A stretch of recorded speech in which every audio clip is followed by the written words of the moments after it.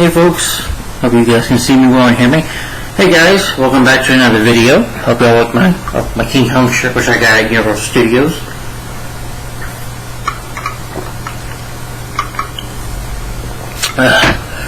Anyway guys, welcome back to another video. Hope y'all are doing good. Hope y'all enjoyed my last two videos, which was it should be Ivan Ryman and my thoughts on the Doctor Strange trailer. Which that trailer action video. And if you want to see my tribute to Ivan Ryman, you're more than welcome to. But I don't need that video to get attention or many views since it's a tribute video. But anyway guys, continuing my Superman marathon, we have been on Supergirl, the 2015 Arrowverse show. Part of the Arrowverse, starring Melissa Benoist. So, and I did a TV show collection video, and I did give my thoughts on the first season. So this time, this video is called My Thoughts on Favorite Episodes of Supergirl Season 2. Yes, second season. And quickly, what I thought of it, well, I did like this season, but I will say I am disappointed. This is for me where the show Season 1 was great, I love Season 1, but this is for me where the show just kind of went downhill for me. I'll give you the reasons why, but, during the video, but, yeah.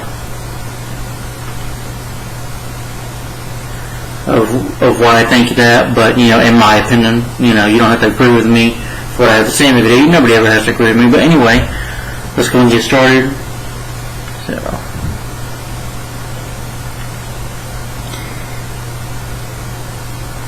this season ran from 2016 to 2017.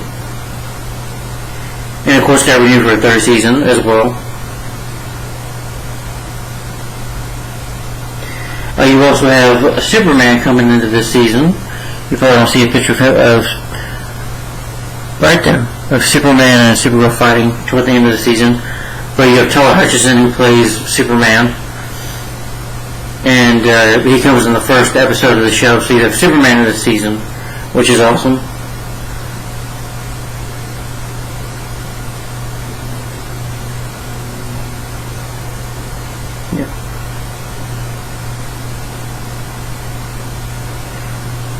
The first season was filmed in Los Angeles, but this season I believe was relocated to Vancouver, as it says, as I'm reading about it. But what Supergirl Season 2 is about,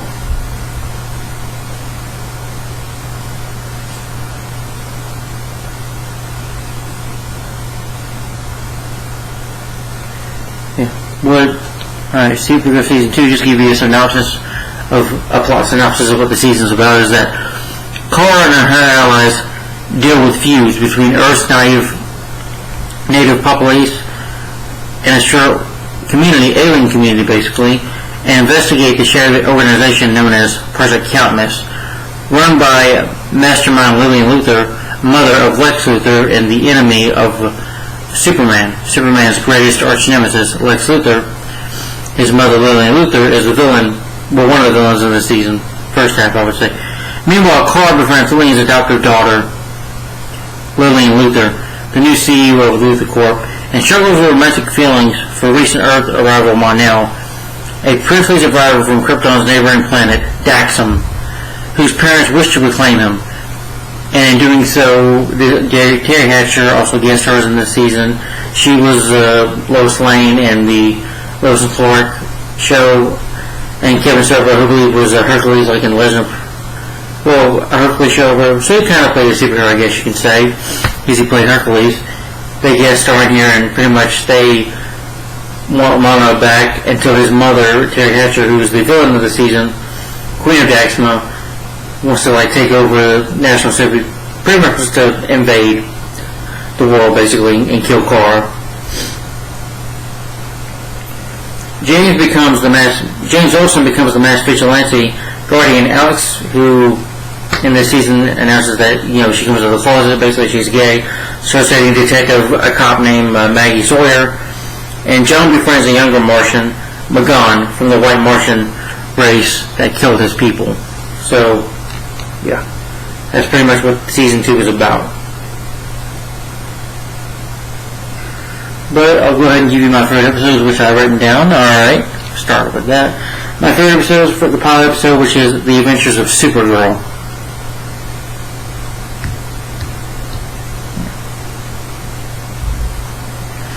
And this season, now this episode starts with the first season ended off, where Kara and John, they discover a mill inside a pod, which is, of course, Monel Daxam. They take him there, find out that, he does have powers, but they also find out that he's from Daxam, which is the, like the other side of the planet, like the,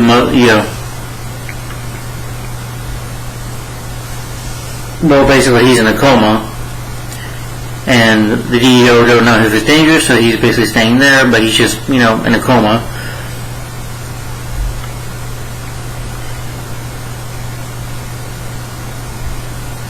And Cora, basically, she's dating Jimmy Olsen, and she's basically, Cat Grant is deciding to leave, which I was disappointed with, though, because I want to get Cat Grant to stay, That's one thing I'm disappointed with this season, with her leaving, but Cora, she says, Cora, you get to move up in the world. She offers Cora Cora's been her assistant for some time.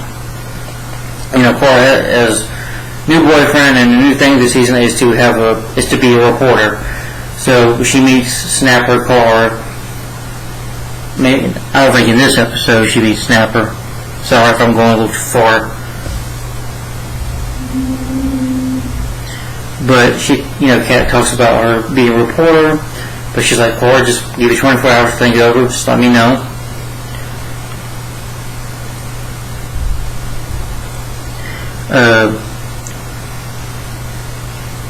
There's a spacecraft going on, and, Cora wants to watch it until it goes crazy, and this is where we see, saying, I'm sure she's got it, and Jimmy's like, go, and then she, it returns to Supergirl when she flies off.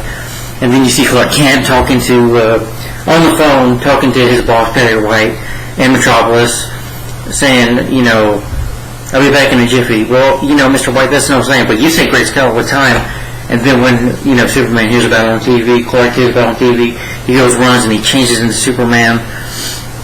And before it can explode, Clark's grabbing the plane, and then Superman was like, need any help? Yeah, sure, cuz. Hey, cuz, I would like help you out. And her and Superman, save it, which is fun. They go to the DEO.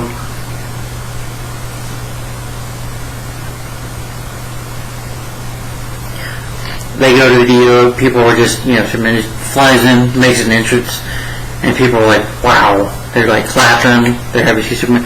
And Wynn is just nervous. Wynn, who in this season, says not wearing Gecko, he's more like a computer analyst at the DEO. He's nervous, Superman, whoa, he's about to faint, and what's her name? Alex gives Superman a hug and tells Cora, your cousin smells good, but then he's like, John, Superman. But you find out that John and Superman have some kind of an issue. They have a past history where they don't really get along, and there's a bit of history there. Alex tries to ask John about it, which I was like, nope, Agent Evers, I'm not going to talk about it.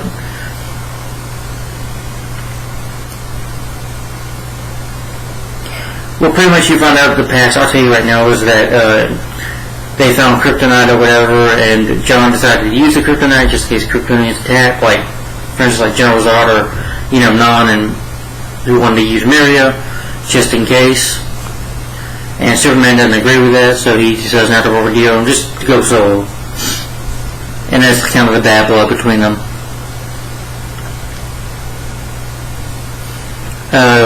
You have Lena Luthor here.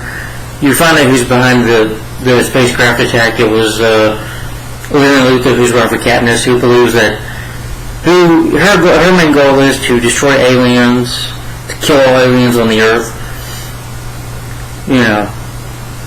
That's her goal in this episode, and she uses John Corbin, who would eventually become Metallo Corbin, to do that.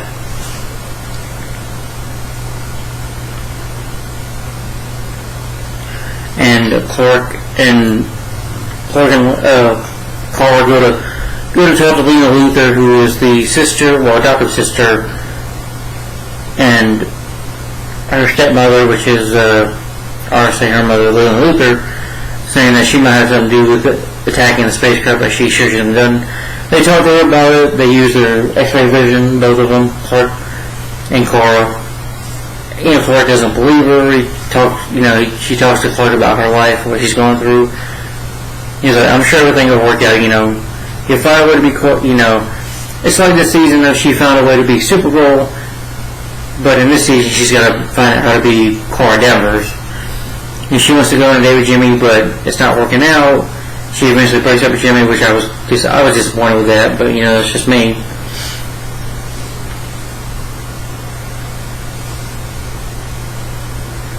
And of course, John Corbin is using drones as well. You find out he's like an assassin, hitman kind of for hire.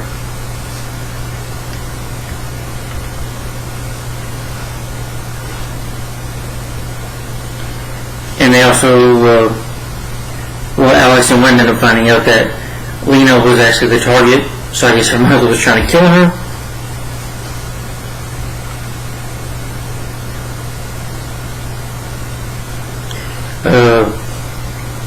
Pretty much, John Corbin tries to attack her again, using drones, but this time Superman and Supergirl show up, and Supergirl was able to save her.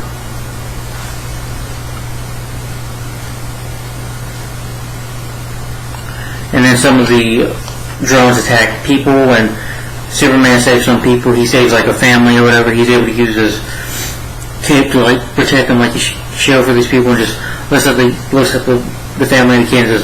Superman just gives them a smile, looks at them.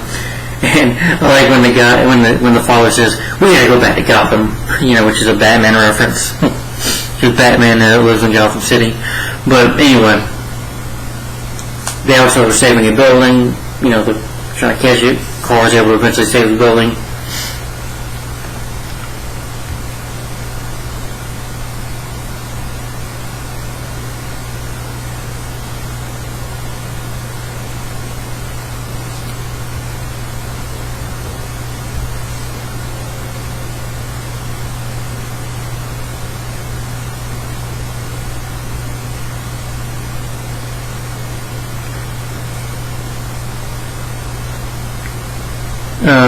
Lena tries to, but Lena Luthor's goal basically here is to, fix the Luthor name, basically, because Lex Luthor's not in the season, but they do talk about Lex a lot, like they did in the first season talking about Superman.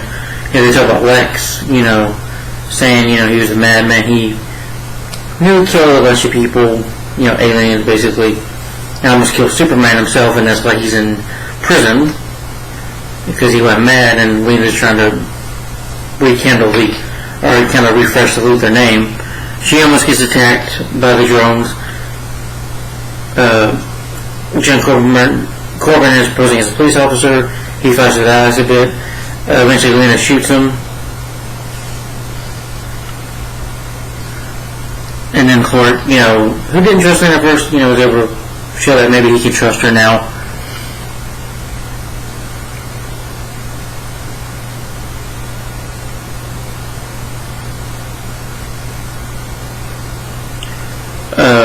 Kara decides eventually at the end. Well, I like even when Cat Grant talked to her and said, "You know what? It's like a river. You're afraid to dive in because you're afraid of what's going to be happening. You're just scared, Kara." Kara eventually makes her decision that she's right and gives her good reason why. And her and James break up and just agree to be friends. Superman decides to stay and help.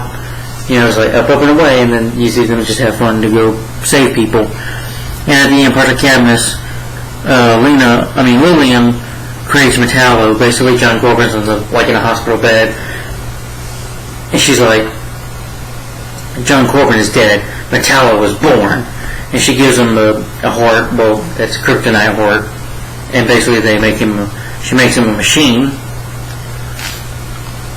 Yeah. But that was a great episode in my opinion. And really awesome to see Superman. I just don't care for Lena Luthor. Sorry. She's just a character not needed. She just reminds me of Michael Rosenbaum's Lex Luthor. Eventually, she does become friends with Kara. This totally reminded me of Smallville. So I'm like, yeah, this character wasn't needed. it was better done in Smallville, with Tess Mercer.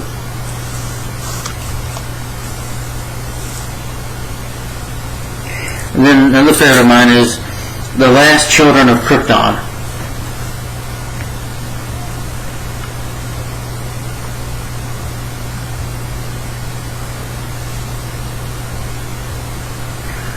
Clark and Clark, of course, continue fighting crime. Eventually, they do encounter Corbin, who, he wakes up at the beginning of the episode, says, "What'd you do to me?" He's like, "You're a machine now." And not Superman. But Superman and Supergirl, they see what's wrong. They go to fight to take on John Corbin because they think he's going to kill himself. And he's able to, use he's got like a kryptonite beam coming out of his chest, so he shoots at them, nearly weakens them, and gets very close to killing them. I forget who saves them. I think it might have been John Jones, I don't remember, but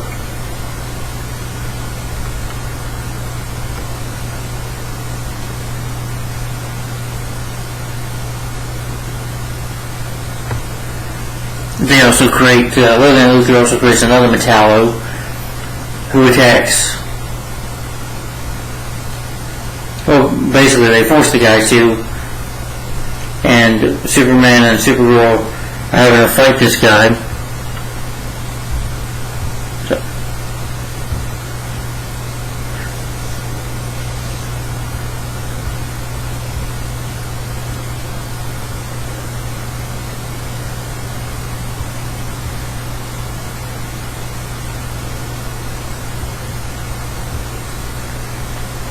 Yeah.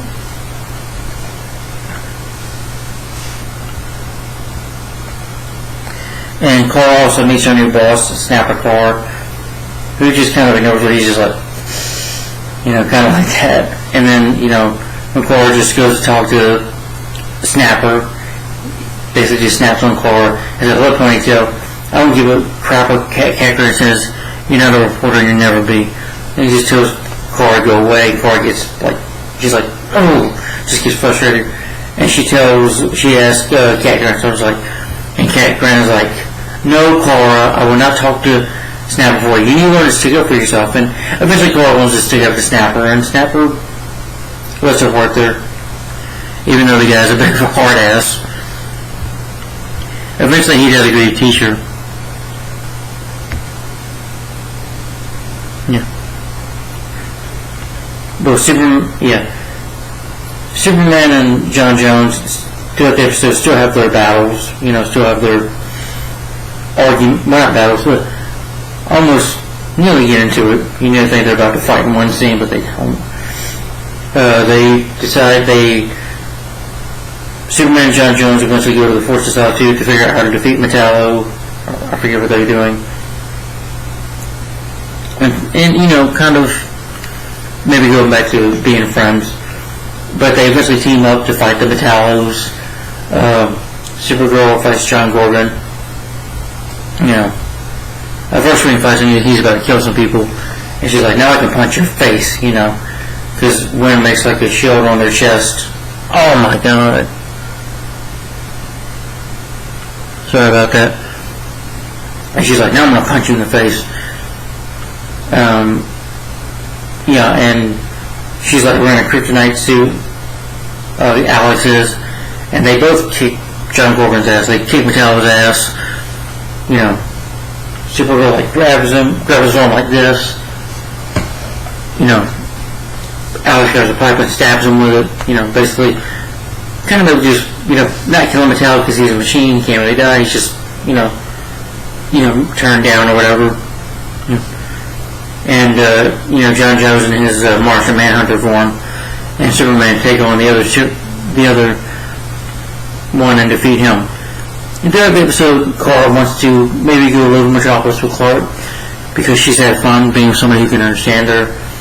And, sometimes Alex does get on my nerves with her whining, saying, "You out of your mind?"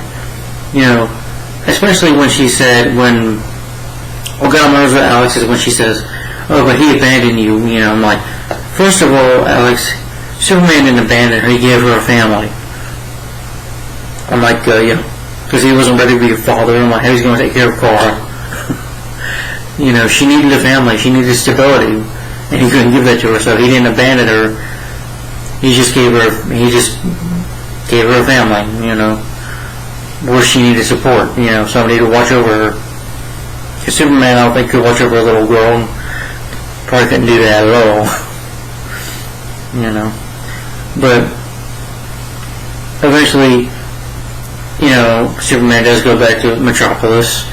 I like to see when he's at the end talking to Mr. White, funny scene again.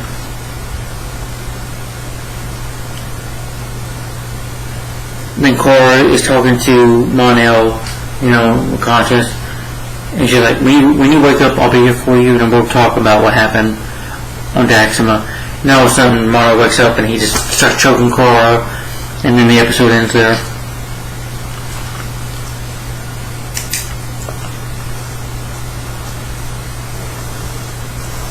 The middle favorite of mine is Welcome to Earth.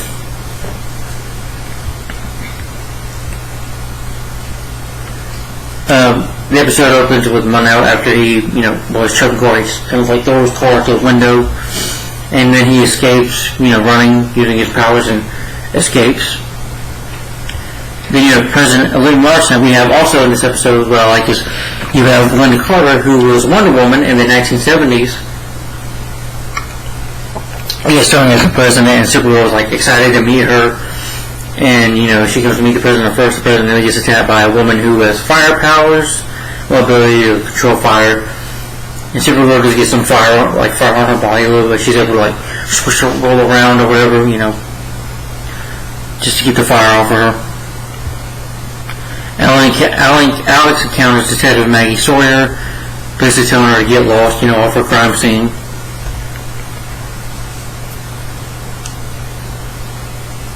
But this president is trying to, what President Olivia Marston's trying to do, what Linda Carter's character is trying to do in this episode, is trying to, give alien rights, an alien act or something, rights act, basically, giving them freedom, to live here in USA, United States, so that they can be free to do what they want. Maggie Sawyer, when Alex talks to her a little more, she tells Alex about this secret bar, which I don't know. First, Alex might want to get a gun, but Maggie was like, easy. They're peaceful aliens. We're not going to hurt anybody.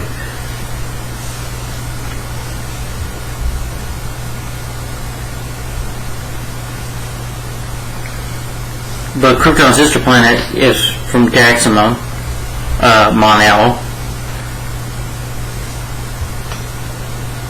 Cora eventually finds the Daxamite. Her and Mon-El fight, but she eventually takes him down.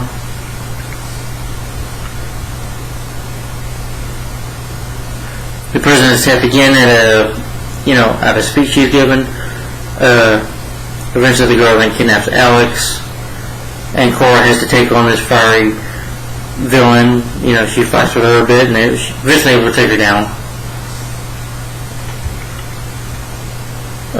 They pretty much put Mon-El in their prison, and Cora tells him, he sit down, with Daxima was destroyed, it's a wasteland now, and Mon-El doesn't really know how to take it in. Let's just say he's upset by the news.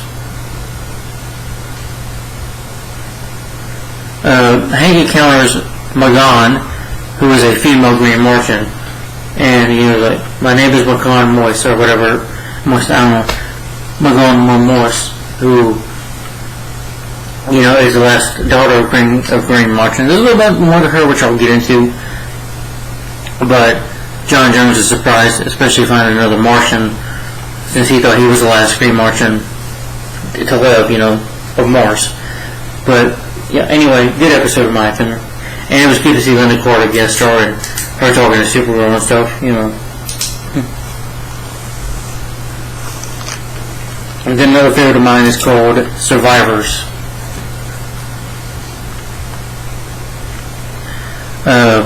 Mon-El is not the DEO working out, but John tells him he needs to stay there.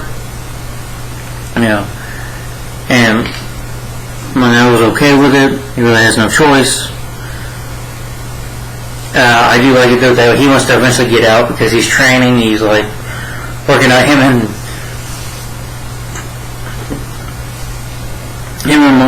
Wayne go get drunk. They go play a little bit in this episode.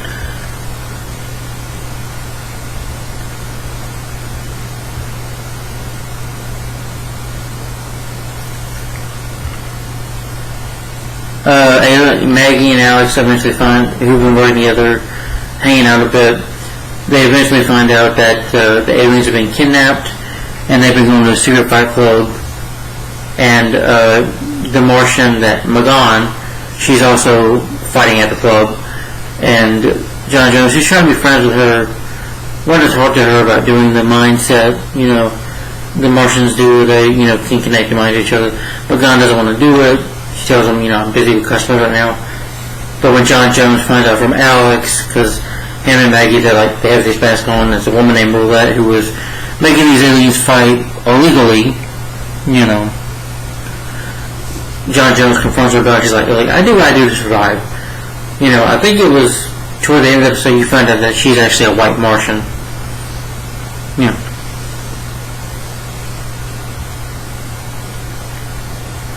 Kara eventually intervenes in the fight in the arena. But she gets a butt kicked by an alien who's bigger than her.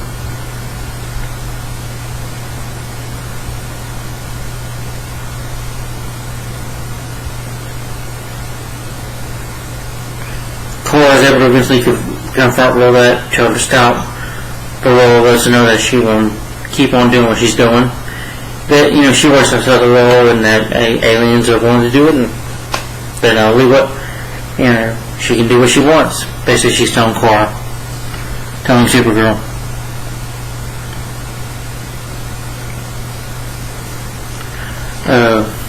Kara's able to get about to where the fight could be. John and Magan are forced to duel. They do have a bit of a fight. She's like, you don't have to do this, and she starts fighting. So Rolla's like, you know what? I knew y'all were gonna do this. So she has some other enemies attack them. Supergirl is eventually able to defeat the big alien by using her heat vision on him and to take him down.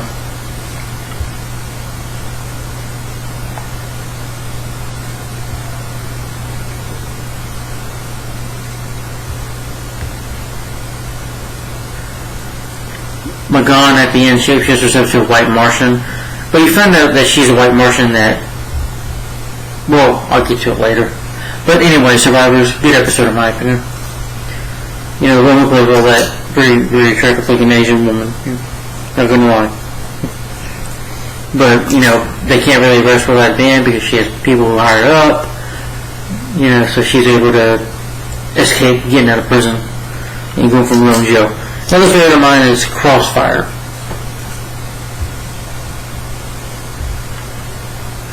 You have these group of robbers led by Ched Miner who have who start, I guess, are going to rob a bank. And Cora's like, wow, really? When she's talking to Jimmy, like, really? I found Supergirl? Seriously? She uses her powers, but they got these weapons that can harm her. Jimmy Olsen tries to fight these guys, but he gets his ass kicked. His camera gets stuck, and Jimmy, this is another issue I have with this season right now, is not just Lena Luthor. I forgot to talk about Mon-El, by the way. Mon-El, I think I never really liked Mon-El, to be honest. I mean, he has his funny moments, but honestly, I'd rather Carl be in a relationship with Jimmy Olsen, but that's just me, because I think the first season did it so great, they built it up so great. I was like, well, I was looking forward to seeing more of the relationship in season 2, but thank you, writers. And then making James the Guardian, but he decides to become a vigilante called the Guardian.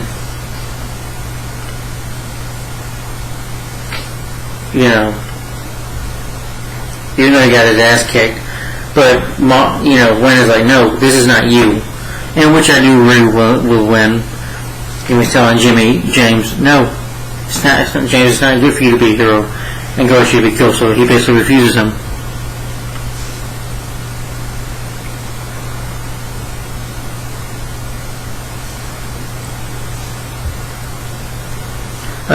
the guy named Miner, basically Lena's holding a fundraiser, and these guys try to attack her. I think Lillian Luthor, talks to Lena when Supergirl's there, just kind of talking to her, even telling Supergirl, her, you're not like your mother. Was like, what was that supposed to mean? Because I'm a Luthor, you can get out now. She like upsets Lena or whatever. But these guys that have these alien weapons can take out Supergirl even too.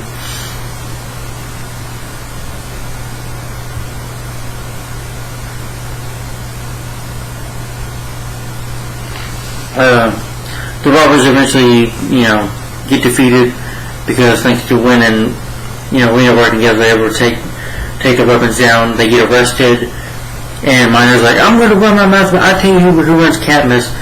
And apparently Lillian Luthor being a Luthor, as you can say, she has a backup plan, and she basically is able to talk to the guys, kind of like a radio. I guess maybe she puts something in his head or ear that he can hear her. And she basically just murders him and his team right there. So they don't tell her who it is. But her plan was for them to use those weapons. They used to fight against Supergirl. Maybe take her down. Until, they try to kill Lena. Maybe that's, and eventually try to figure out who she is. So she kills him for it.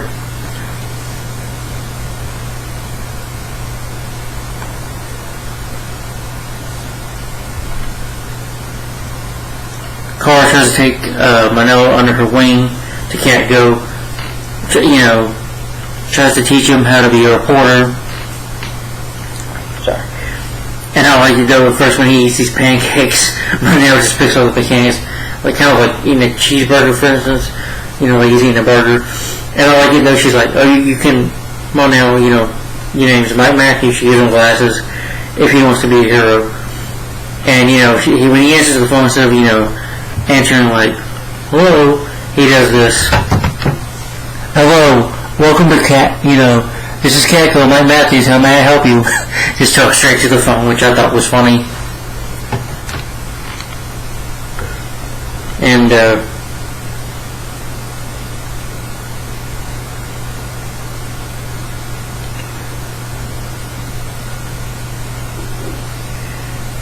even, James tries to give Mon-El some work to do, but he makes Eve Taskmaster do it. Yes, you have Miss Taskmaster in this season as well. One actress in this show who you also find out later on in season 4 that she's actually working with Lex Luthor, but we'll get to that when we get to that. She's the assistant to Cat Grant for a bit. Now I forgot to mention Cat Grant decides just to leave the National State, decides to leave Cat go and make Jimmy run, which again, I'm not for it, but, that's just me. Mon-El, avoids work, he has a little bit of office, you don't see it, because Cora sees it through her X-ray, just like, oh, because she ends up seeing, I guess, him having a makeout with Miss Tessmark, and he eventually gets fired. And takes this Cora, I'll find what I want to do. A job that I want.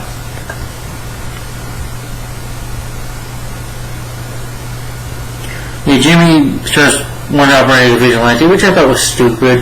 He decides to attack these guys with the guns by wearing a ski mask and having a baseball bat, getting his ass kicked again, and never gets killed. One of the bad guys knocks him out with a weapon or whatever. He lands on the stairs, hurts his back, and I'm like, until eventually, Wynn says, I'll help you, and says to build him a suit. So,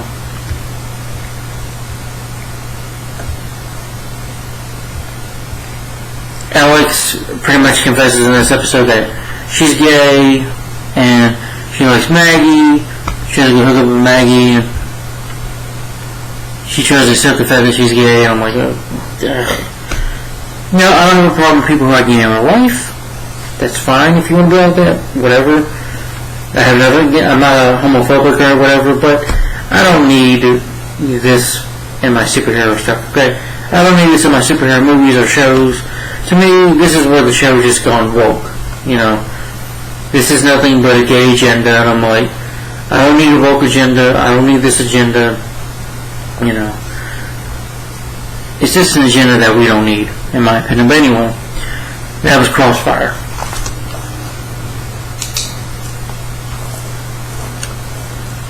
Another favorite of mine is called Changing.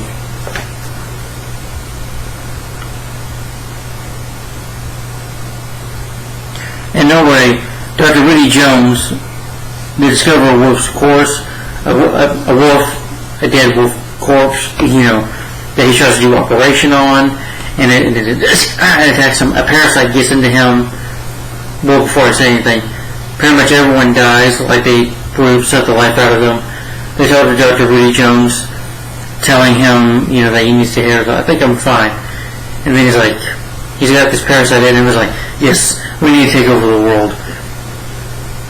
Eventually, Dr. Woody Jones, his boss or whatever, says to fire him, so he, basically, when he touches people, he's able to take the life out of them. And eventually, Supergirl and Alex, go to farm. They find out he's infected. They want to tell him to stop. Supergirl's going to punch him or whatever, but he grabs Supergirl, and doing that, he's able to take her powers away. Just basically drain her, And Alex tries to shoot him with a gun, but it doesn't work, and he just zaps out of there. Basically, when Woody Jones becomes Parasite, he believes that he's kind of saving the world by basically just losing his mind, you can say.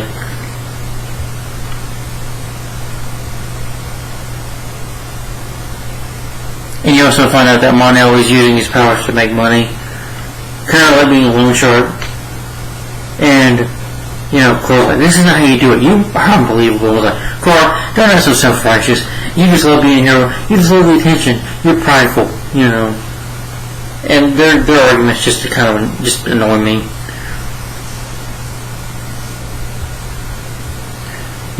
John and Supergirl decide to confront Woody Jones again. But eventually he's able to test them both, grabs their throats and is able to take more of their powers. And, he becomes a big, giant parasite, kind of like in Man of Tomorrow, but with it's a TV show, so the CGI does not look very good. Becomes this giant monster parasite. And I guess he is able to get him to go away by shooting at him. But, Supergirl is her face just looks horrifying as rain. It'll take a while for John is not healed, he could die. So Alex asks McGonagall, since she's a Green Martian, to give him her blood. To basically kind of,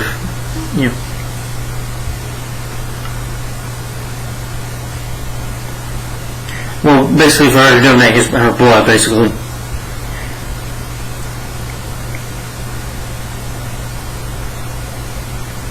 Mon-El, who eventually has to become a better person, a hero basically.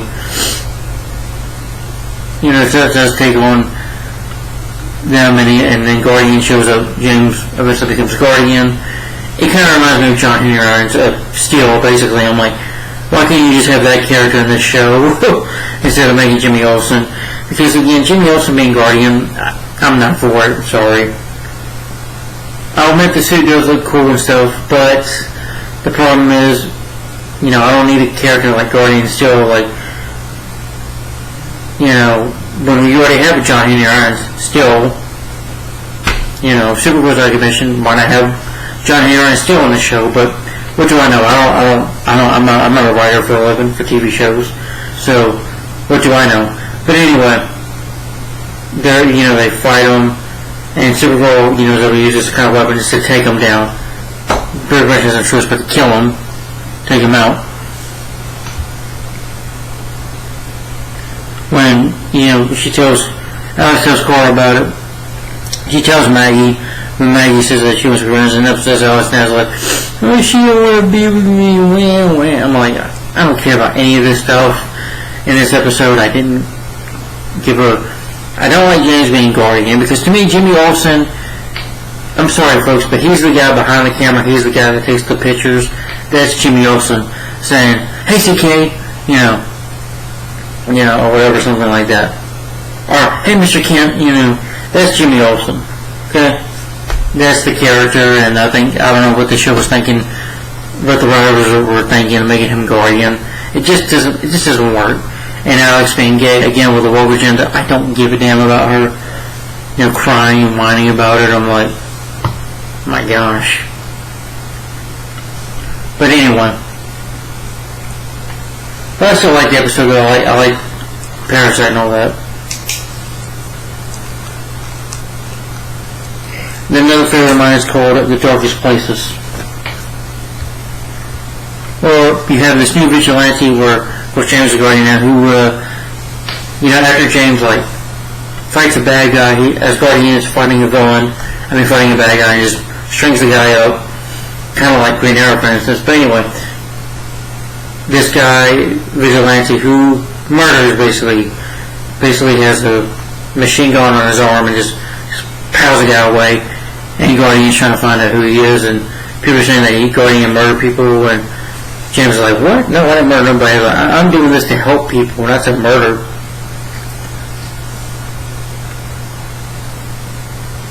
And you also have this episode where Carr gets captured by Cadmus. Well, they kidnap Mon-El. Carr says to save him, and she ends up meeting the real Hank Henshaw, who becomes Cyborg Superman. So basically, he's a cyborg. Him and Supergirl fight. Eventually, he's able to take Supergirl out.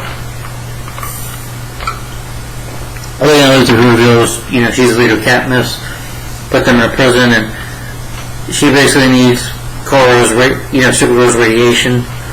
So she makes Supergirl put on this helmet, and Supergirl's able to use a heat vision on it, and it just, it hurts her real bad.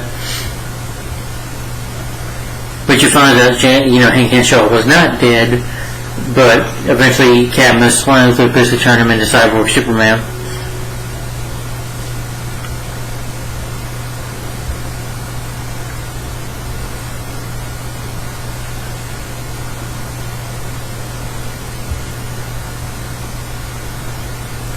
And then basically, before they captured Jeremiah Denvers, played by Dean Cain, who also played Superman Lois and Clark, comes back as Jeremiah Denvers.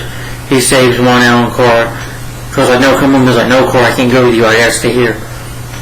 Because what I find is suspicious. They can probably track him down, so that it's best for him to stay here. That he's kind of trying to stop Cadmus, but he needs to continue to fool them.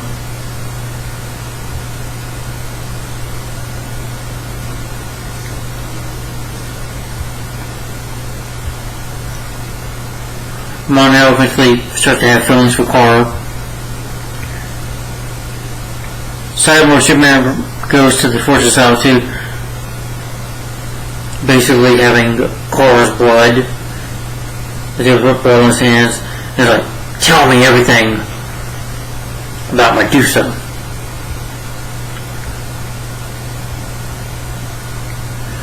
John Jones begins having hallucinations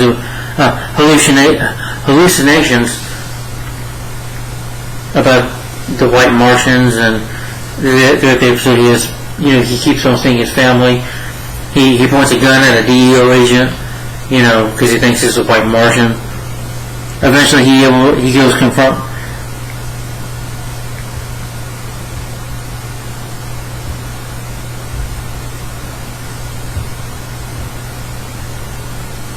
Eventually, John's able to confront Magon, and they fight for a bit. I think it was at the end of the episode. But eventually, though, when he puts her in jail, in their DEO prison cell, she tells him, "John, you become a White Martian." Eventually, he looks at his arm, and he looks at his hand, and his hand is transforming into a White Martian's hand. But overall, good episode in my opinion. Oh, and as that vigilante, you find out it was a cop, or a guy who lost his wife, and he feels like it was people that got away with it. So that's the reason the guy becomes a vigilante and starts murdering people. But I like this episode. Again, I didn't care about the whole thing with Maggie or Guardian. Like, again, I'm just not for it. Another favorite of mine is called Medusa.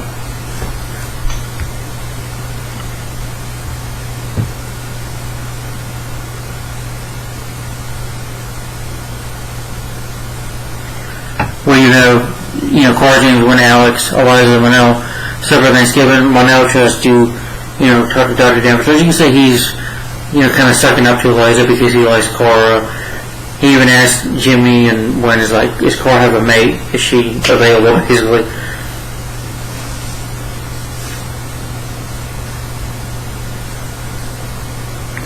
Alice eventually, comes up to Eliza that she's gay.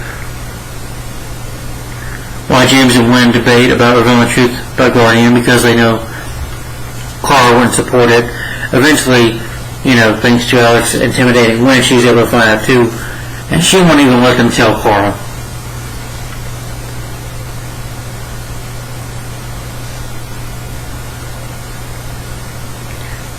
Hank Henshaw eventually is in a bar. He launches this air out which kills... He releases Medusa, which kills some of the aliens in the bar. And basically Lily's plan is to, release Medusa into the air and basically kill the aliens. Hank Henshaw fights Monell, but eventually, several Superman Hank Henshaw was able to kill him. But not kill Monell, but he just kicked his ass.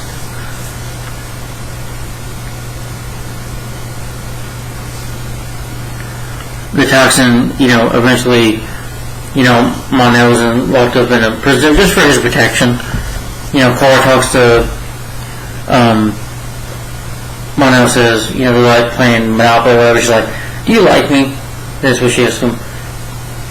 And I guess he kind of shows off about it. But eventually, before he can say anything, he passes out. And Monell, who's passed out in a state, eventually tells Cora that you're so beautiful. He kisses her, so I guess she can prove that, yeah, he likes her.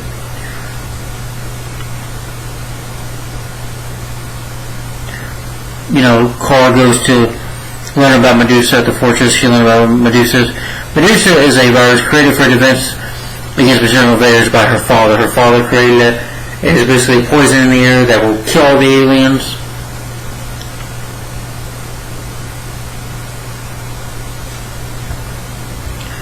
Cora eventually talks to John about it, but she sees John's face kind of like a white Martian.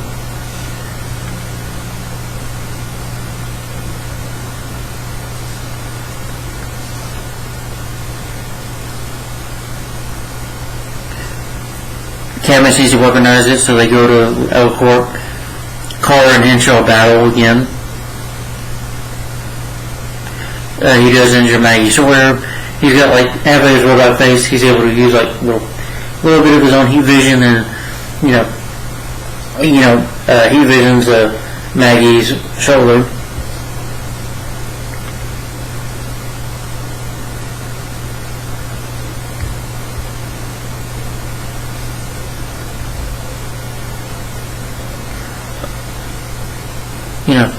Lily tries to talk to Lena about, confronting her about it, and Lena's like, okay, I'll join you. But Lena's able to come up with a trick when she shoots out the thing, because Cyborg, Superman, and Martian Manhunter fight a little bit.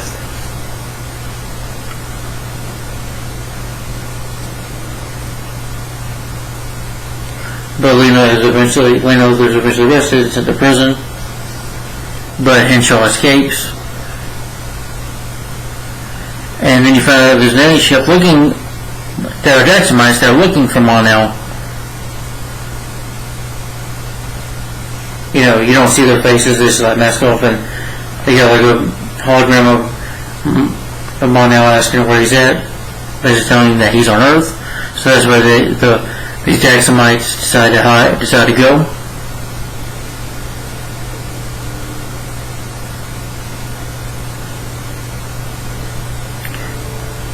But also, John before we become a white Martian, he's able to go back to being a green Martian because he thinks he's going to die, be with his wife and children, but since Lena fixed it, he's able to go being a green Martian and he gets to live.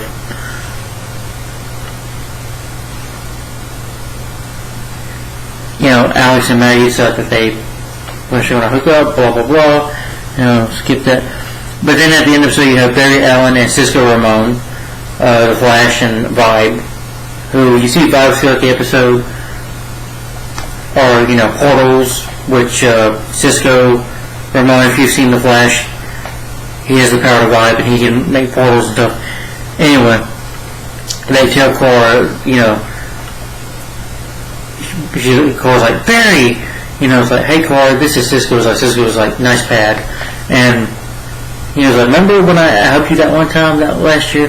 Well, I'm going to need your help this year. It's like, what are we up against? And it continues on the Flash, which is a crossover episode, which, a problem on Earth, and so of course as a heaven to help them, and that's the end. That's an awesome ending. But anyway, that's a crossover that I'm planning to review. That's the Alien crossover I'm planning to review one day. So, yeah, I'll be talking about that. Then another favorite of mine is Supergirl Lives.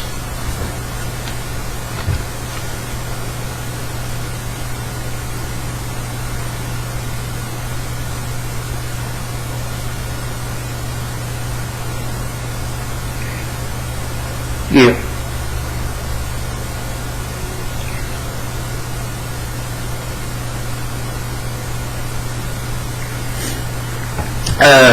Guardian, James is a Guardian, fighting criminals at the beginning of the episode.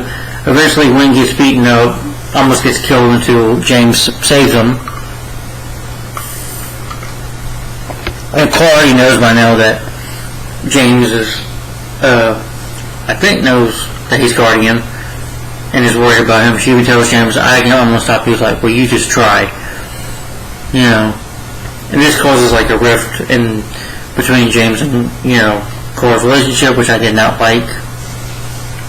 Seeing them argue.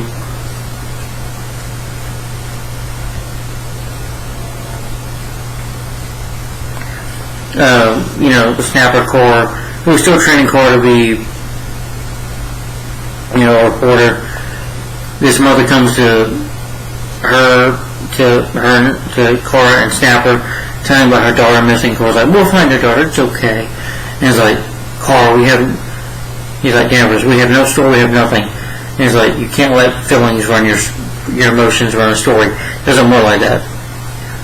You can say Snapper's a bit harsh, but he's teaching Cora how to be a reporter, Cora eventually is able to go to these missing people. They go to this doctor who's an alien, who uses a transporter. Cora and Mon-El end up, in this alien world. Cora tries to fight the aliens, but it's under the red sun. She notices, a little later on, because when she punches one of the aliens, her knuckles are bleeding, and under the red sun they can't do nothing except give up, Then when they find Supergirl is missing, Alex, Dio shows up, and you go in this transport. Alex is going to go in there, and she needs Wynn to open it, but Wynn's too nervous to go. And John was like, "That's an order agent." She was like, "Wynn, I need you." Eventually, Wynn, who was terrified after being attacked and almost killed, and then she tries to kill him, but Wynn fights back. And he's like, "I'm not the street boy anymore," whatever he says, which is funny. But it's cool to see him take on an alien. You find out Rolette is working with this alien doctor who was keeping these people, making them slaves. And it's this girl that she's missing. And even though Cora didn't have her powers, they got these. They attack, Cora.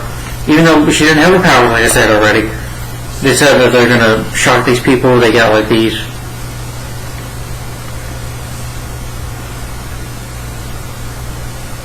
They got them locked up in a cell, and they pretty much execute Cora because Cora's like, no. This is what I like about Supergirl. This is what, I love about her character. Even though she doesn't have power, she's still a hero because she's like, no, you're not taking any of them. She's just blocking the way. She's like, and this guy, and the guy's just like, move out of the way, and Cora's like, never, no. And then they give Cora a shock, and Cora's being shocked to death. They're about to die, but she still is like, no, I'm not moving.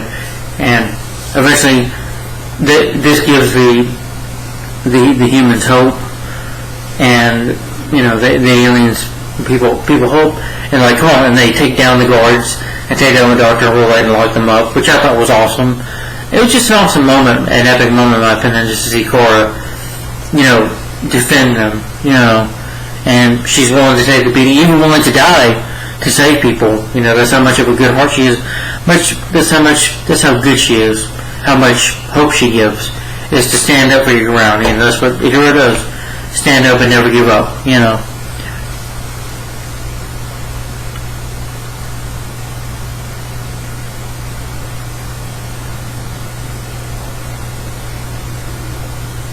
Monel eventually starts to become a superhero. The alien group that is so from Monel, they go talk to the Doctor, and they say, yes, he was here, he's on planet Earth, and they basically killed the Doctor, the Daxamites do, and that's the end of the episode. But overall, Supergirl lives. Good episode, in my opinion.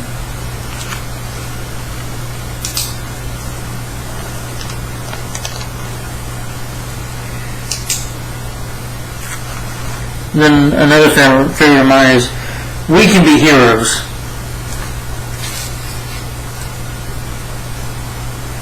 Just for one day. Sorry, just kind of a song by the Wallflower I was thinking about, but anyway.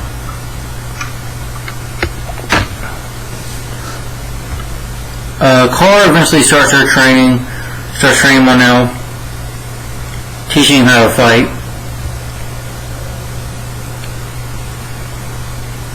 And you see Leslie Livewire, who's in prison. Well, basically, she's in there, so it's like, Leslie, you need help. It's like, my name is Livewire. And eventually she gets kidnapped. Cora's like, I'm going to go stop her once and for all. But they're able to find out in the episode that this Doctor is taking her powers and giving them to the people, because Livewire is pretty strong. And they want to use her power, I guess, to maybe take over the city.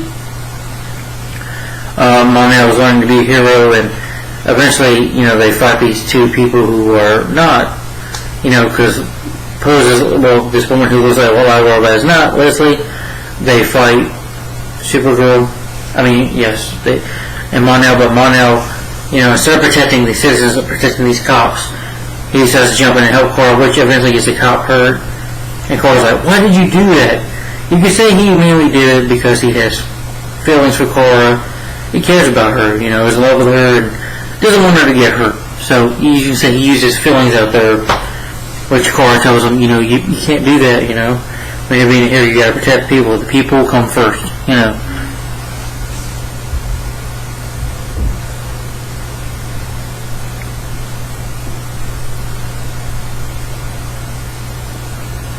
Guardian arose and eventually saves them.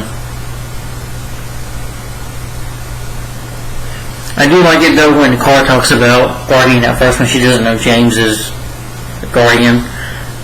When she says, my cousin already had a Vigilante in Gotham to deal with. I only need to deal with one. And of course that's a reference to Batman, which I like. Anyway, just going off that. I think this is when they find out about it, and Cora just, tells. I already mentioned that anyway. I think about Cora telling James about it.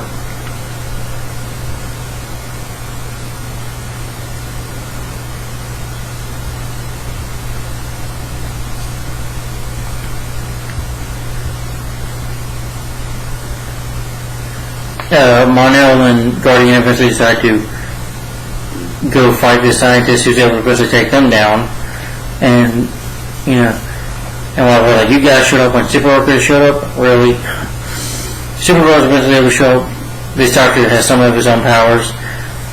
Livewire is about to really kill Supergirl, but she says Livewire decides to help them, and before she wants to kill this guy, and she's able to convince Livewire not to do it.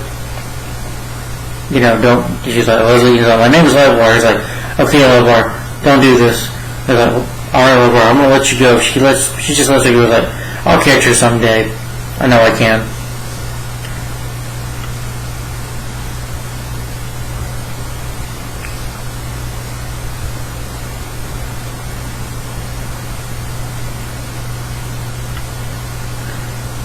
Morgan loses consciousness.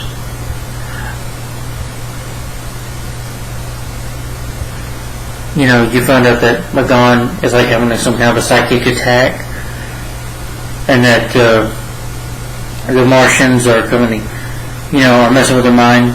She's like in the past of the Mars, where Mars, was destroyed, but John was able to convince her to get out of there.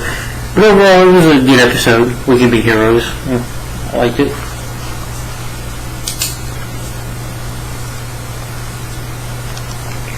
Another favorite of mine is called The Martian Chronicles.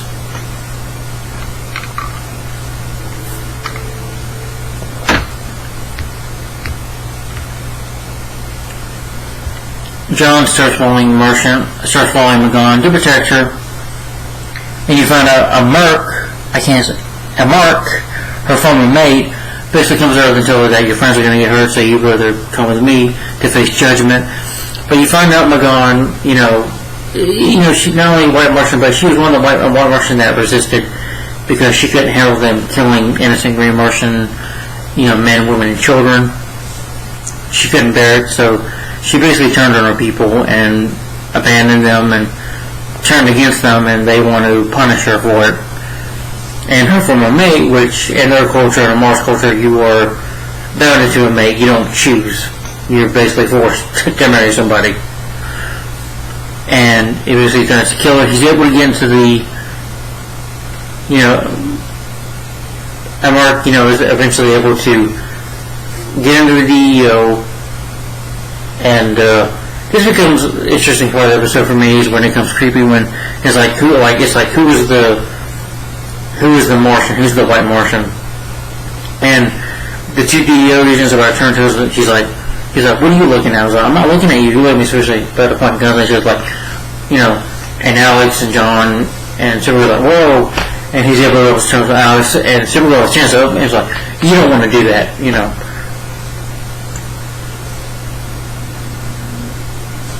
So they decide to use fire, just a lot of fire to find out who the Martian is, that it can affect them. They do it to everybody, and they're like, when your turn? I was like, I'm me. When everybody do is like, oh yeah, it's me.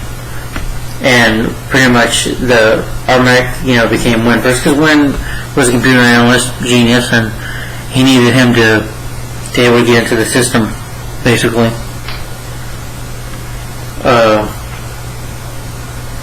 Eventually, though, you found out there are two White Martians, because the other Martian is impersonating Alex, who tells her about her feelings or whatever, and the White Martian, as Alex, attacks. Eventually, John is able to fight a Mark, is able to take him down, and when we're going to help, like, Green's about to call me, so they fight, and they basically take a Mark out.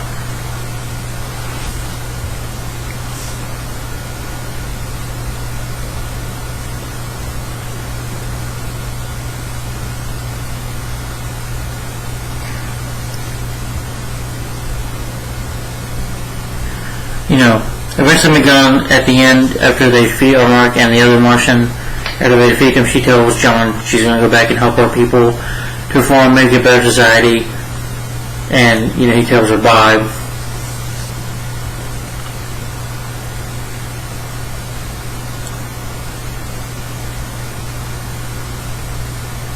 Cora tries to, eventually says that she likes Magan back, wants to mess him out, but you eventually find out that he's been in a relationship with Eve Taskmaster.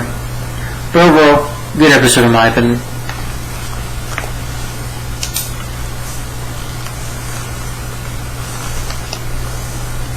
Another favorite of mine is called Luther's.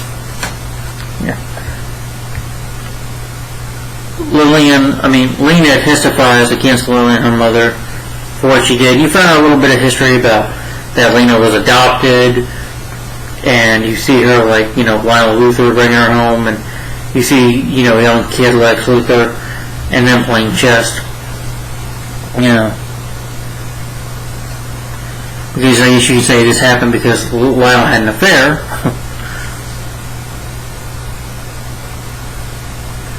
This package of kryptonite is, like kryptonite heart, is sent to John Corbin. Corbin is able to talk about it, and Corbin's like, we were doing the right thing. She was trying to save the world. And eventually he uses his kryptonite beam to take him out. Supergirl tries to fight with Metallo and Lillian because they try to break out until, Corbin, it's like a construction site or whatever, and half the construction site almost, whatever you want to call it, I don't know what to call it, but almost falls on some people, and Supergirl says to save the people first, and she does.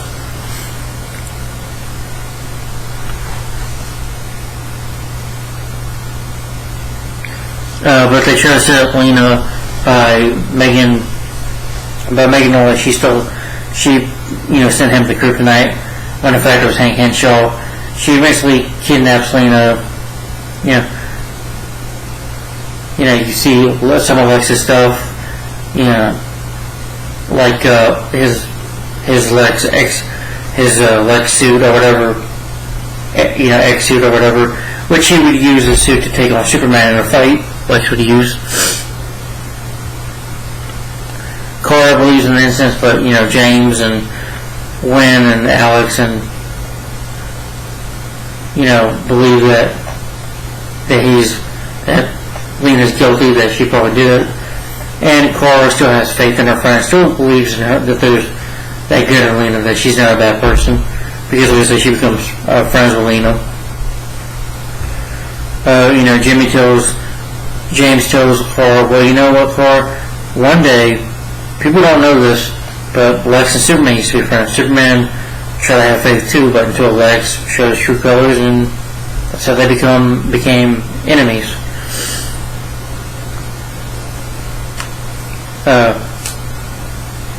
Eventually, Kara was able to save Lena at the end.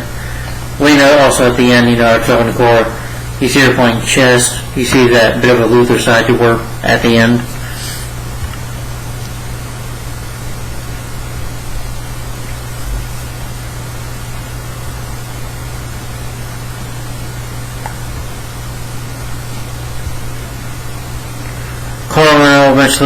Carmine eventually discussed her feelings with her because Eve Taskmaster just wasn't interested in dating Mon-El anymore. It just didn't work between them. And, he was talking about how much he liked Cora, and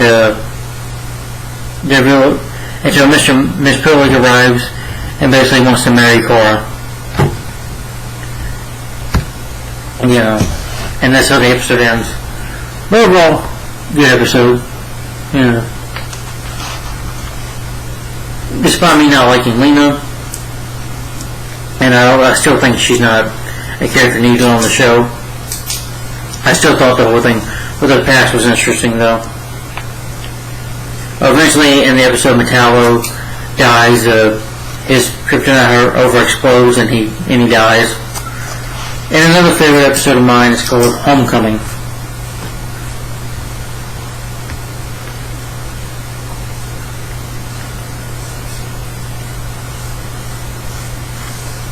The DEO receives... I'm sorry.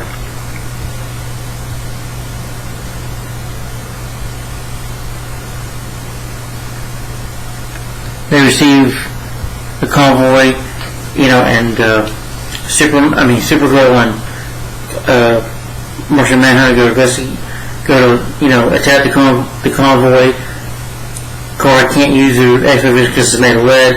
Eventually, they're able to save Jeremiah Danvers, and they're all welcome to see him back. And Mon-El was a little suspicious of it, because they said they have like dinner or something, and Jeremiah's happy to see his daughter's happy, and he's happy that I guess accepts that Alex is gay. He's like, no man is good enough for my daughter. And eventually Mon-El is suspicious of it. And he even says something, they said Jeremiah, can go back to the DEO, but Jeremiah has like a bad arm, can't move his arm. If only he can tell them about is what Katniss is up to, what he knows, and that he can come back to the DEO. Mon-El questions about it, says, well, he's a little suspicious about it, and Alex gets pissed and is about to nearly ready to take on, almost ready to probably nearly punch Mon-El. And until, him and Crossfire have a little argument, and Jeremiah asks him to leave, so Jeremiah walks him out, like, and Jeremiah tells Mon-El, look, I know who you are, and don't make me tell Cora, and just makes Mon-El leave. They eventually take him to DEO, and apparently he's accessing data about it, and Supergirl, Cora finds it suspicious, her and Wendu, and they try to talk to, John and Alex about it, and basically Jeremiah, what are you looking up? I was just looking up family photos. I haven't seen my girls in 15 years or whatever, something like that. Sorry. And they're like, shame on you. But then you find a little bit more secret of what he's up to, and John Jones is like, tries to follow Jeremiah when he gets on the elevator. He's like, why can't I read your mind? He's like, what are you doing? He's like, I'm sorry, my friend, but I'm not normal. And then he attacks John, basically beats him up. He's got a robotic arm. And basically not just betraying them, but escaping at the end. He's telling, before Alex can arrest him, he's like, Alex, I'm doing this for you. And eventually Alex just lets him go when she was supposed to arrest him.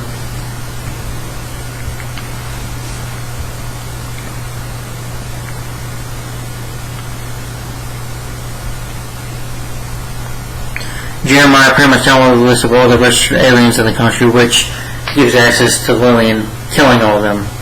So, yeah. But overall, Homecoming was a good episode in my opinion, and Dean Cain did a good job. Another favorite of mine is Extosius, kind of like the second chapter in the Bible. Cadmus eventually begins abducting an alien. Carl wants Snapper to pop a snorkel, but he tells her there's no proof of it. No proof, no source, no story, nothing. Can't write nothing. But she decides to make a blog about it, warning people about it, which eventually thanks to Mon-El giving her the advice, she eventually does that, and that costs her job, basically gets her fired. Alex, is trying to talk to everyone about it. And they're telling her, no, John's right, you don't need to do this, you don't need to get involved. And eventually Alex, with the help of Maggie, decided to go, take on, and they fight some men, and they fight some of the Camiscores or whatever. And Alex decided, the first time they told her to stop, Jeremiah had a backup plan.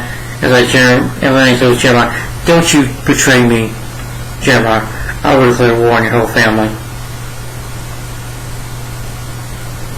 Eventually he says to join back to the good side and fights Alex. Fights, Katniss. They would say that, it takes off with Alex inside with the ants playing with Captain Space. So Cora has to push this big ship, and this ship is very not easy. She tries to, the ship nearly attacks her, but she's able to use her freeze breath. Cora's able to push the front of the front of it, where Alex sees her outside the front window, and she's like, you can do this, like this, but I believe in you. They touch hands, like this, and you see Cora, just pushing it. Just the music was epic in that scene, in my opinion. Seeing Cora just pushing it and not giving up, trying her very hardest and using all her strength to do it. Eventually she's able to push him down.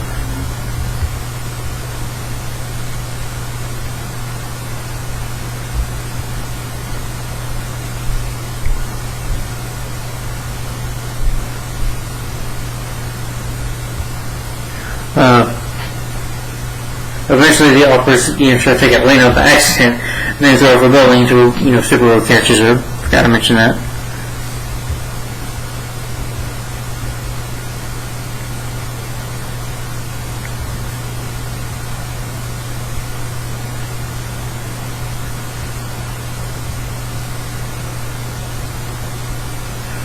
And then the Daxamites revere nearly come at the end, and that you find out it's Mon-El's parents, Terry Hatcher and Kevin Sobel.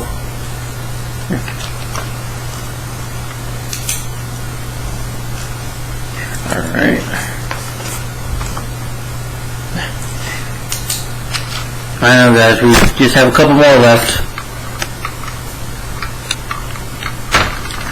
Another favorite of mine is called Star-Crossed.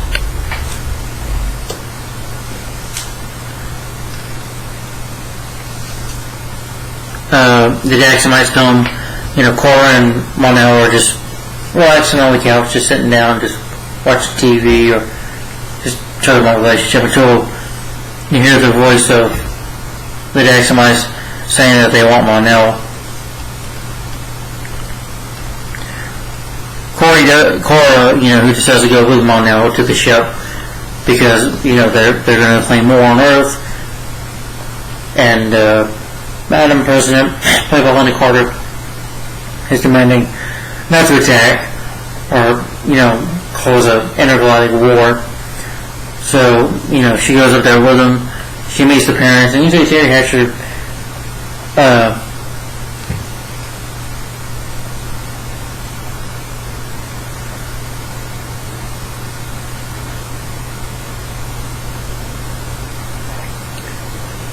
I forget it, but Terry Hatcher is she's like the queen of Daxima, Kivison was like the king of Daxima. And they want him to come back home so they can rebuild, but he tells his parents, no, I want to live here, how do I have a car now? And she's like, oh, come on, with a Kryptonian Daxamite? No, that just doesn't work. Sorry. She's telling him that doesn't work at all.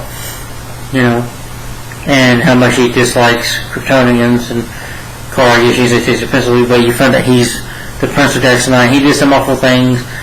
His escape was actually letting his guard die. As you can see, he was a bit of a jerk. Maybe slept around with a couple women and just left the woman to die. So you can say Mon-El was pretty selfish, but coming to Earth, though, he changed, and Cora's just angry at him and pretty much just breaks off the relationship because he lied to her.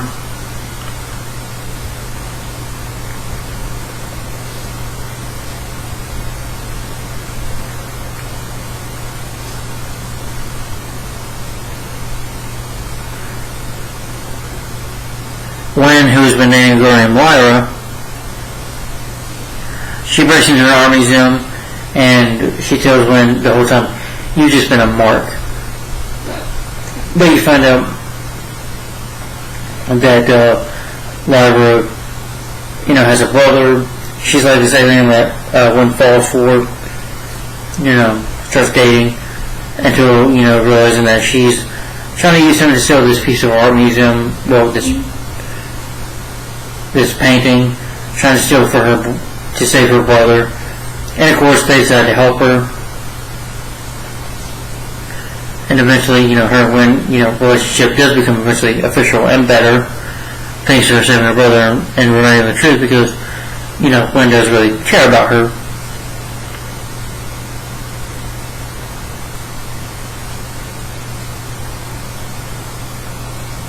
The DEO ends up capturing a new alien. Also, I forgot to mention, Mon-El asks his parents to just leave him, because he just wants to stay on Earth. The DEO captured a new alien named Music Meister, who, is able to use his powers on Cora. Basically, Cora becomes a singer. This is the duet crossover with the Flash, Barry Allen, but I'll be doing a review on that one day, so yeah, not going to talk about that episode. But Star-Crossed, good episode in my opinion. And then another episode called Distant Sun. Another favorite. Cars attacked by a series of animals. The first one's attacking some people. She, has this heat vision, but she's able to take them out. And the Daxamites, she's got this banner placed on her head, for about $1 million, almost, for billions, in alien world of money, I guess you can say. And Mon-El talks to his parents, asking them, did you put the hit on her, on Cora's Raw? And they say, no, we didn't do it. Absolutely not. We would never do that.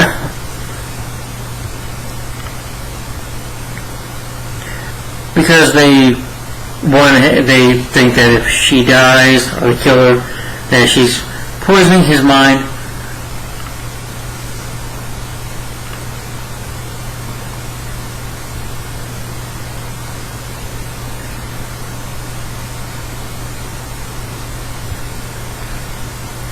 all the hunters, well, the gangs like hanging out for the night. Cora, Mon-El, Wynn, and James is like playing board game or whatever.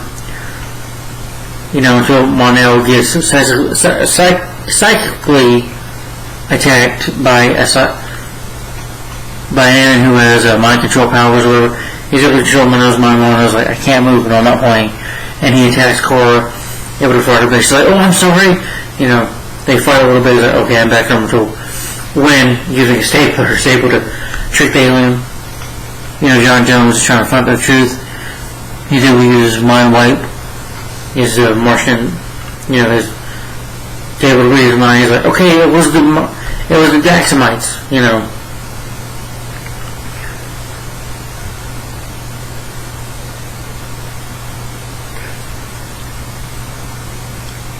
Yeah.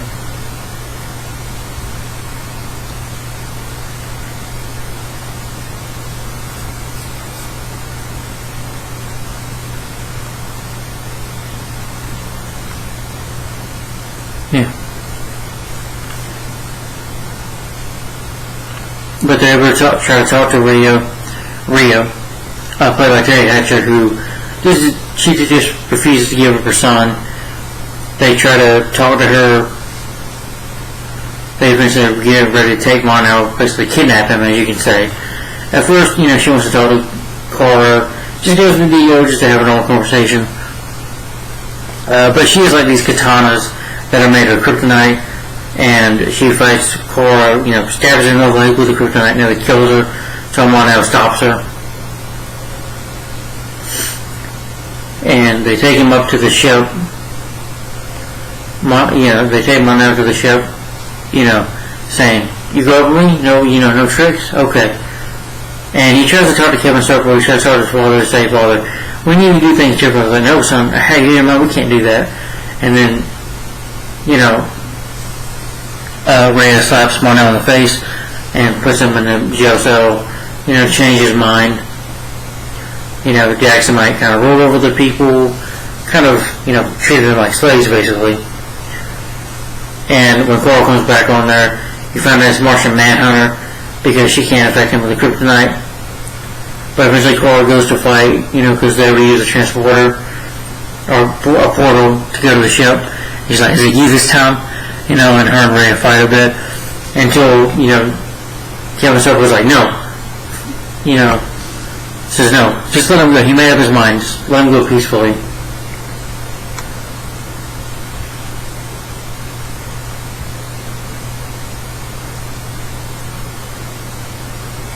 But Rhea kills her. Well, Rhea talks to Kevin Sorbo, Grand, her husband, tell him like, honey, everything will be okay. We'll just move on. He gives her a hug, saying we'll move on for this. And Rhea stabs him, kills her husband. Is like, believing that,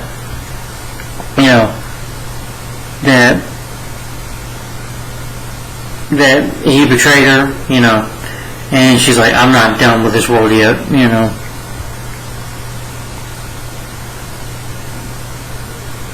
Yeah, there's this whole thing with an encounter with Maggie and Alex where they confront her ex-girlfriend, which I don't care about that, so blah blah blah. I'm not going to talk about that because I don't care. I don't want to talk about the woke stuff, I'm sorry. That's just me.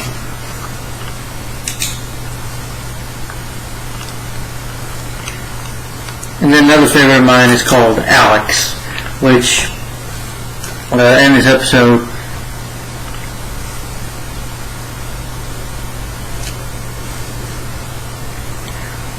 Alex is kidnapped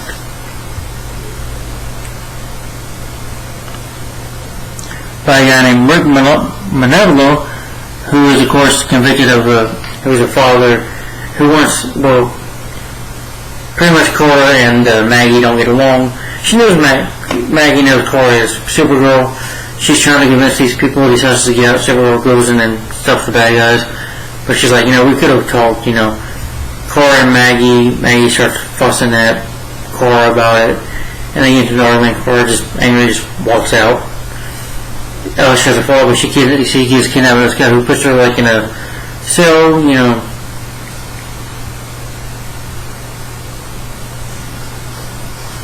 who's also, Rick, this guy named Rick, who's a childhood friend of them, is like, and Cora's like, how do I get him out? How do I get Alex out?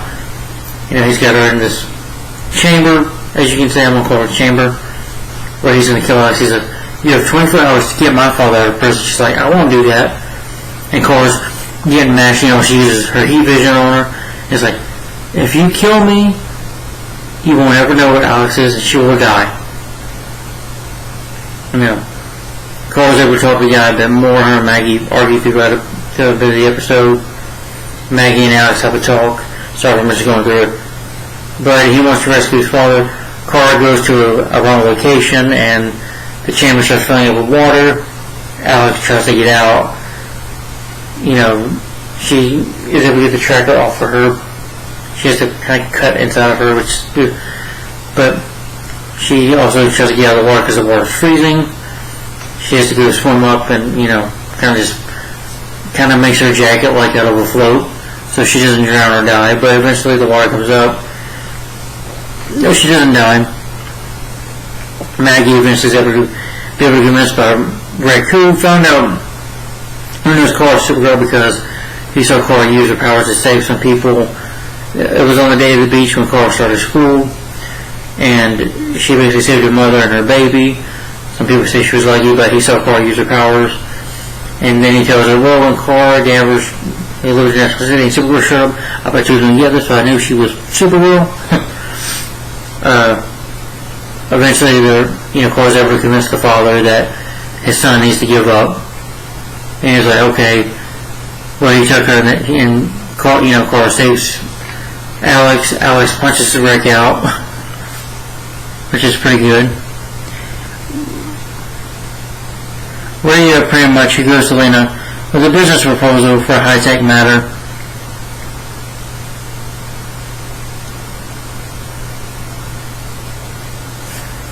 Ray eventually is able to go to Lena to convince her to work with her.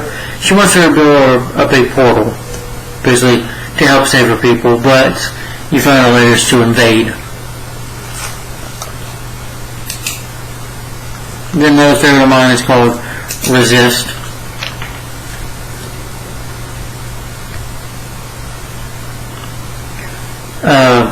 The Daxamites launch a full invasion.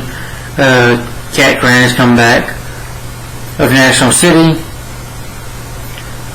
and they're arresting civilians, putting them in prisons, keeping them as slaves.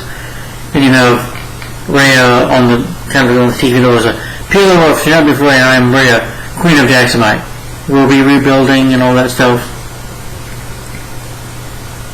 On Air Force One, though, you see Cat Grant talking to Rhea, and she's pissing Rhea off. So, lady, let's just put down our guns and calm down. And you find out that Linda Carter's character, I forgot to mention her. She plays the president. That she's an alien. And they pretty much have Lena and Rhea has Leah as Lena, and Mon-El on the ship, basically forcing him to marry Lena for them to become mates. Just to do something for Daxamites by having Mon-El have an offspring. And Cora, with the help of Lily and Luthor, I guess you can say it's a situation where Cora had to keep her friends close and her enemies closer, where the president was ordering her to blow up that ship. And, Cora decides to work with Lily and Luthor and Hank Henshaw, Cyber Superman, and they go on the ship to work to fight against some of the aliens. And Lily and Luthor knows that, Cora Danvers is Supergirl, and she tells Cora, if Lena knows, she'll hate you for it, But then they leave them. They kind of just teleport themselves without Mon-El and Cora. But Cora said that her and Wayne expected it, so they had this little mission thing because they were going to tag or something Hank Henshaw by earlier having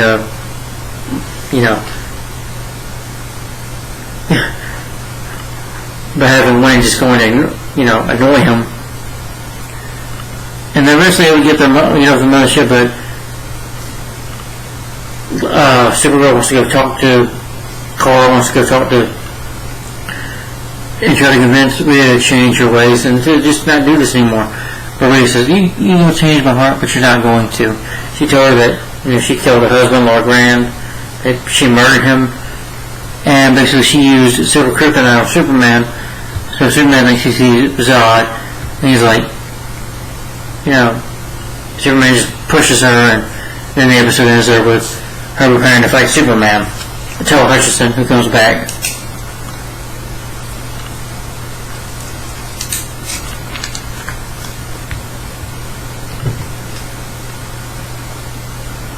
Where Supergirl fights Superman, where Rhea tells her, that she used silver kryptonite, which, it doesn't hurt him, but it affects him to make him think that he's basically fighting his greatest enemy, one of his greatest enemies, a person that he fears the most, which is General Zod.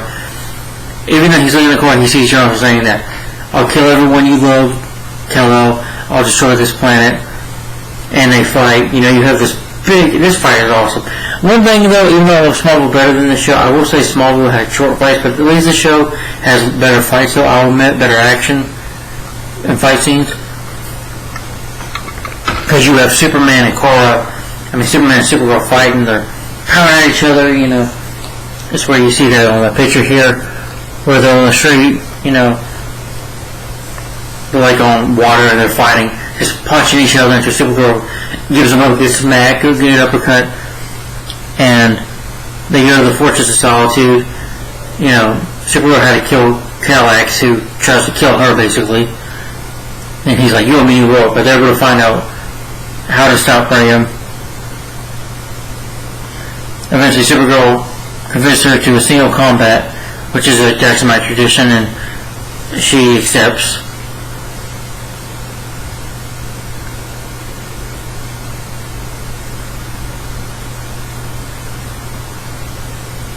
Lena and Lillian work together, and they meet Supergirl and Superman, where they propose to kill the Jacksonites, because Jacksonites are starting to invade the city, invade National City, and Superman and Supergirl, fight a bit, and Morgana shows up with the other white Martians, the good white Martians, to help fight.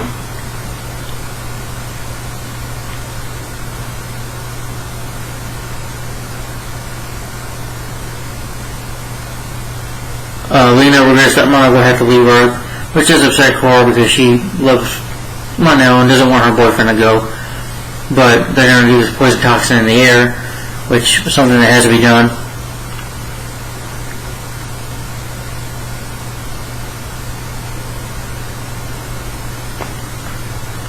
But Superman's able to talk her into it, hey, you love for somebody, make sure you just fight more for him. Supergirl and Brea duel, they have a bit of a fight, and, Brea's got kryptonite on her skin, and, she's able to beat Cora a little bit, but Cora's able to get the upper hand and knock her out.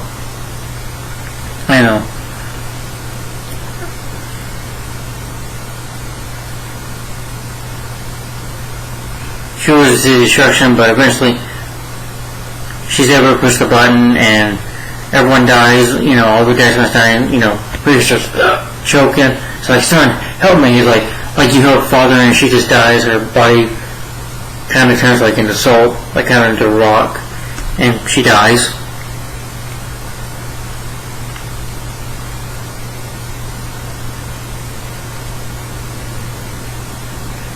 And I will say this is a sad ending where, where he has to, Mona has to go back on the ship and leave.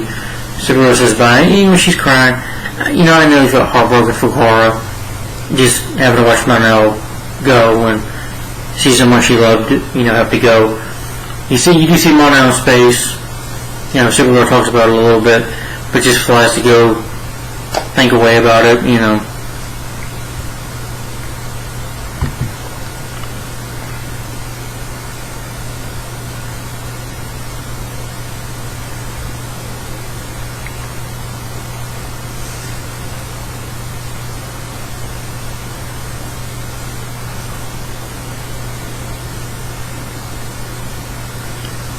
Mon-El's pod eventually enters like a black hole, whatever. Superman eventually returns to Metropolis. Morgan and John share a kiss. She is kind of going to use their people for good.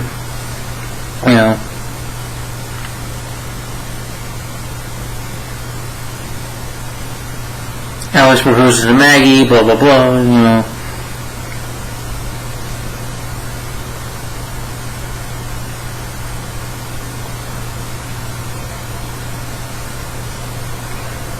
An emergency pronounced Cora's departure, who she tells the Cat Grant, and Cat knows that she's Supergirl's like, go get him, Supergirl.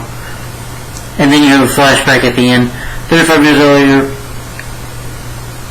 where a sinister group of Kryptonians sent a baby to Earth to become his conquerors. Like, yes, it will go there and it will rain, which is setting up for season 3. But overall, a good season final. My pen. Alright, guys. I just got, I think, 3 more episodes. Just 3. I'm almost done here. Starting with the okay ones, Mr. and Mrs. Pitlick.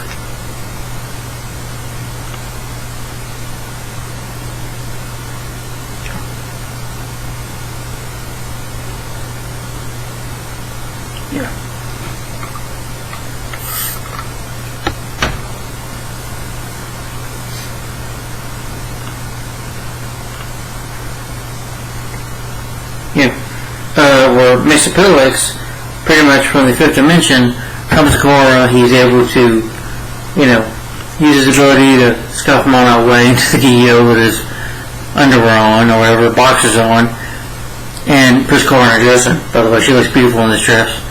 And asks her to marry her. She says no, but then your world will be trouble. He starts playing these tricks like becoming Superman, being the man that she can be.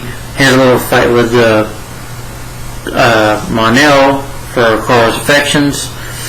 Cora decides that she'll marry him and tells Mon-El that she's going to do this, but she's able to trick Mon-El to back his code. Says, I don't want to love you, and if you're not going to go away, I'd rather just die. She sets up, a trap in the fortress. Oh, everybody will be okay, we'll blow up and die in it. She tricks his name to write his name backwards, and he eventually is able to send back his dimension. Like, you can't, he's like, Mixie, you can't force love on somebody. You can't force somebody to love you. Cora and Alex fight. Cora and Mon-El fight, which I thought was kind of annoying. Mixie, I just didn't care for him in this episode. I was like, Mr. and Miss Pitlick. I'm like, didn't really care for him. I thought it was kind of just annoying. Overall, I just didn't care for the episode too much.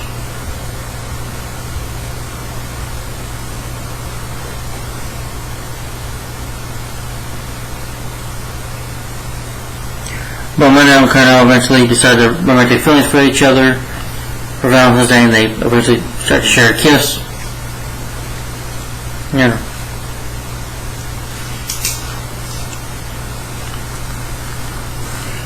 the other one is called Ace Reporter. Which honestly, this is probably my least favorite episode of this season. Lena invites Cora to a press conference which is held by her former boyfriend Jack Spanner, who has these nanobites. Pretty much you find out Cora's trying to become a reporter again. Her and Snapper fight off a little bit. Eventually Snapper, 2 people get killed by the nanobites. You find out that Jack Spanner is the nanobites, that he's behind the killings, but that he's being controlled by his assistant or whatever. I forgot to mention, I forgot to mention the funny scene where the Distant Sun episode where Supergirl saves these bad guys from getting dead, from almost dying by, catching a bullet. And they're like, thanks Supergirl, and Supergirl just like, knocks them out, which I thought was funny. Anyway, just wanted to mention that real quick. I'm sorry, I go over my videos sometimes, I'm sorry. But overall, this episode I thought was okay. There, Lena doesn't want to leave Cora about her ex-boyfriend. Her and Mon-El try to go on a double date with them, which doesn't work. And the guy eventually dies, from the nanobites. But overall, I just thought it was okay. But Cora is able to get her job back eventually. But overall, I just thought the episode was just boring. I didn't care for it. That's just me. Again, I don't care about Lena, so you know. And last is City of Lost Children, where James becomes discouraged with Guardian, being Guardian, because he tries to save this woman, and she's like, don't hurt me, she's not going to hurt me, and people are like scared of him. And there's this little boy whose mother, instead of Mace's powers, he just takes off his helmet to the boy and kind of takes it to the Catco Grant, and the weapon that Rhea is building, you know, when they use it, it makes these aliens that this little boy is, you know, control these powers that they can hurt people or whatever. So Supergirl was able to grab the boy and get him away from hurting anybody. Eventually Jimmy's able to convince him at the end, but I like the ending better than the rest of the episode, where the Daggermans come to attack Earth. Rhea tells her the truth. Martian Manhunter John's about to attack. Rhea, but Rhea's able to use this. She's got like this, I don't know, this little circle thing, whatever. She uses to control him.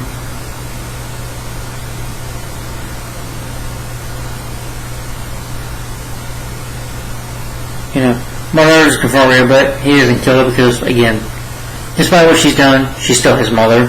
He still loves her and cares for her.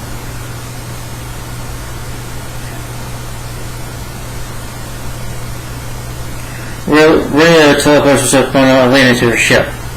And my ships come from all over the place, like 100 of them, to invade Earth. The World City Lost Children was just meh. It was alright in my opinion. But I do like the ending of it though.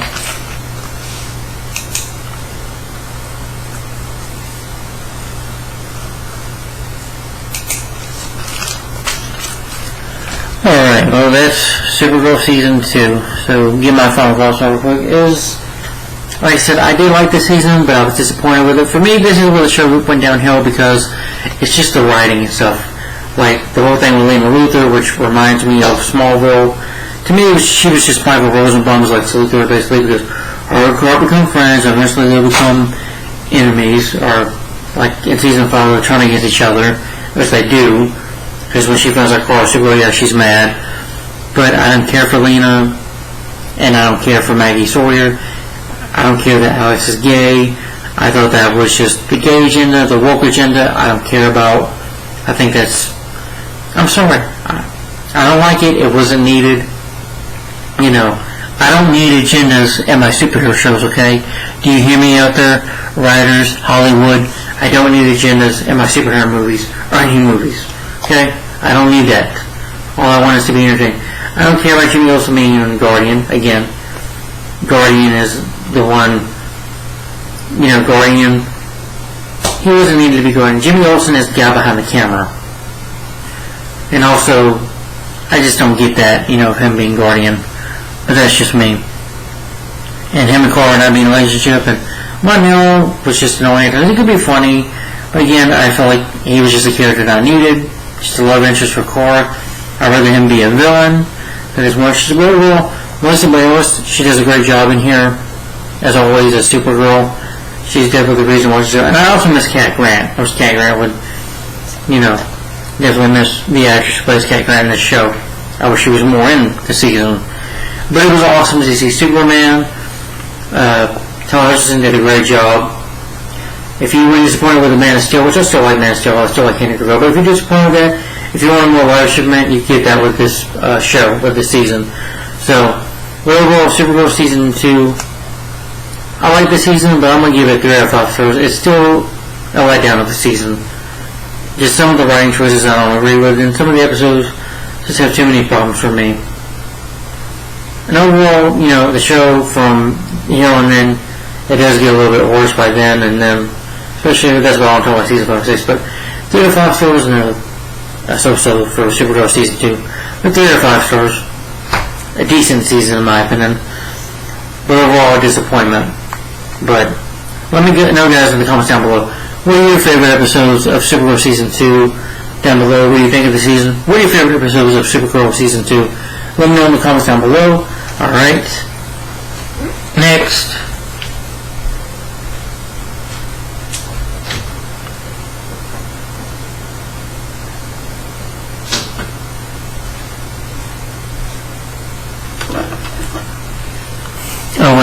Terry Hatcher did a great job playing the villainess in this season, and Kim Super did a good job as well. Good to see them as well. But anyway, I gave my opinion on them, right? But anyway, next is Supergirl Season 3. I thought those were episodes of Season 3.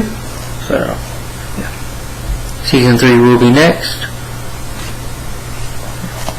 So, definitely look forward to that. So, guys, again, what did you think of Supergirl Season 2 down below? Do you agree with me? Do you disagree with me? And what are your favorite episodes of Supergirl Season 2? Let me know in the comments down below. And I hope you look forward to my thoughts and such for episode next video on Supergirl Season 3. So, thanks for watching, guys. Like, comment, and subscribe. Have a good one. Thanks for watching. Like, comment, and subscribe, and up, and away. See you later. Bye-bye. Thanks for watching.